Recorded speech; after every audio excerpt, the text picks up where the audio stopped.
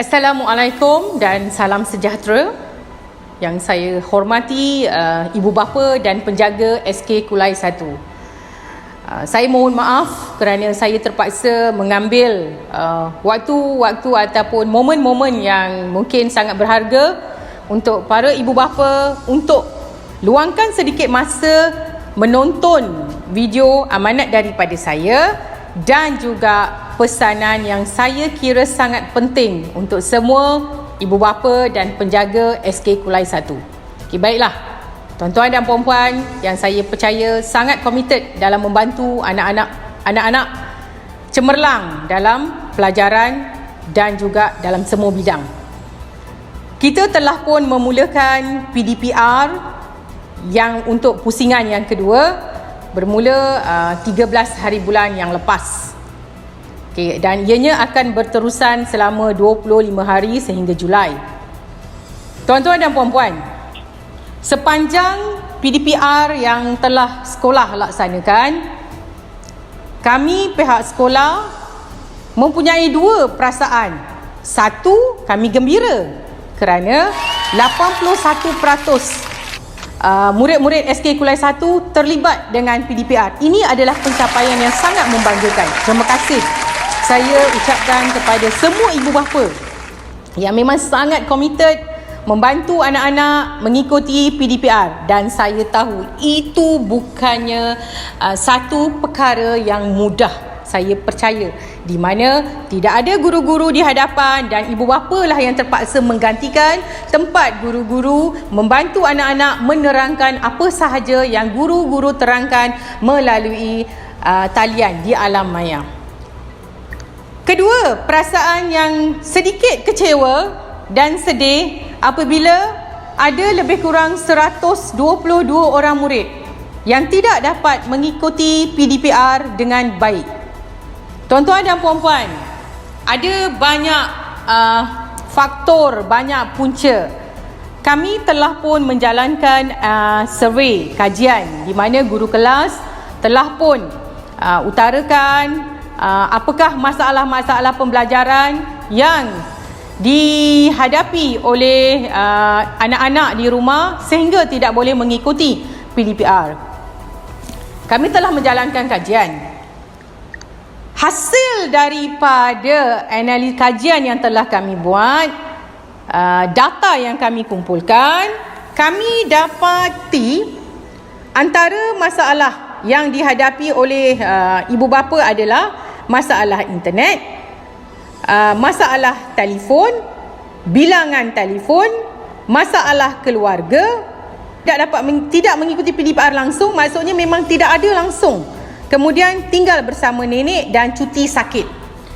Tuan-tuan dan puan-puan, yang membuatkan kami sedikit pelik adalah daripada 121 murid yang tidak mengikuti PDPR, jumlah yang paling besar adalah berada di darjah 4, 5 dan 6.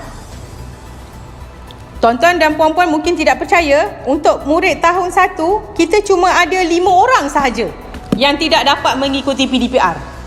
Jadi kami agak pelik lah, kenapa agaknya murid yang berada di tahap 2 tidak boleh mengikuti PDPR. Okey, baiklah tuan-tuan dan puan-puan. Saya ingin kongsikan sedikit jalan penyelesaian kepada ibu bapa yang menghadapi masalah bilangan telefon, yang menghadapi mungkin masalah capaian internet. Okey, baiklah. Untuk makluman tuan-tuan dan puan-puan, latihan ataupun tugasan yang cikgu-cikgu berikan, ianya bukanlah bersifat perlu diselesaikan pada hari itu, pada waktu itu. Tidak sebenarnya. Sekiranya PDPR itu dijadualkan bermula pukul 8 hingga pukul 9, anak-anak mungkin tak dapat nak menyertai kerana dengan telefon yang satu perlu dikongsi dengan adik-beradik yang lain. Biarkan dulu, selepas habis giliran, tuan-tuan dan puan-puan masih boleh lagi melihat tugasan yang diberi, kerana 90% tugasan yang diberi adalah berada dalam buku aktiviti dan juga buku teks. Dan guru-guru telah pun membuat rakaman suara, penerangan yang memudahkan anak-anak untuk faham apakah latihan yang diberi. Maksud saya di sini, latihan dan tugasan itu boleh dibuat apabila telefon tu sudah free. Dah tak ada orang pakai lagi. Sampai pukul 2 abang yang sulung pakai, mungkin sampai pukul 4 kakak pakai, malam telefon tu dah free. Jadi anak yang berada di sekolah rendah boleh buat latihan yang itu. Okey. Masalah yang kedua, mungkin ibu bapa bekerja. Ibu bapa bekerja, tak boleh nak duduk dengan anak-anak, tak boleh nak buat. Tak ada masalah sebenarnya. Okey, hari apa cuti? Mungkin hari Khamis, mungkin hari Jumaat. Masih boleh diselesaikan tugasan-tugasan itu sebenarnya. Tidak ada alasan untuk tidak menyempurnakan tugasan-tugasan PDPR yang kami beri. Ibu bapa di rumah adalah sebagai pembimbing. Jangan serahkan terus telefon ini kepada anak-anak. Mak bapak peganglah. Pegang telefon, terangkan pada anak-anak apa tugasan yang diberi. Dengan cara itu, anak-anak tidak akan salah gunakan telefon yang kita beri pada mereka. Tuan-tuan dan puan-puan, saya faham, saya sangat faham. Ini adalah situasi yang sangat kritikal. Kita mempunyai banyak pilihan yang penting yang perlu kita buat. Mungkin ada antara ibu bapa yang bekerja dan perlu luangkan lebih masa untuk mencari rezeki daripada duduk di sebelah anak-anak untuk memantau pembelajaran mereka. Percayalah, kami ada. Sekiranya tuan-tuan dan puan-puan memang benar-benar tidak boleh membantu anak-anak dalam pembelajaran, memang sangat kritikal, hubungilah kami.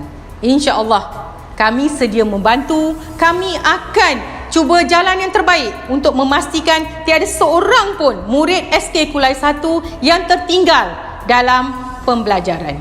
Setiap murid berhak untuk belajar apa yang mereka perlu belajar. Tuan-tuan dan puan-puan, saya doakan semua ibu bapa dan penjaga SK Kulai 1 sentiasa berada di bawah lindungan Allah, dipelihara, dipermudahkan segala urusan dan terselamat daripada musibah. Sama-samalah kita membantu anak-anak kita supaya mereka menjadi anak-anak yang cemerlang dunia dan akhirat. Doakan kami guru-guru SK Kulai 1 agar kami dapat bekerja dengan lebih cemerlang dalam membantu anak-anak tuan-tuan dan puan-puan. Anak tuan, anak kami. Menggunung harapan puan, melangit harapan kami. Sekian. Wabillahi taufiq wal hidayah. Wassalamualaikum warahmatullahi wabarakatuh.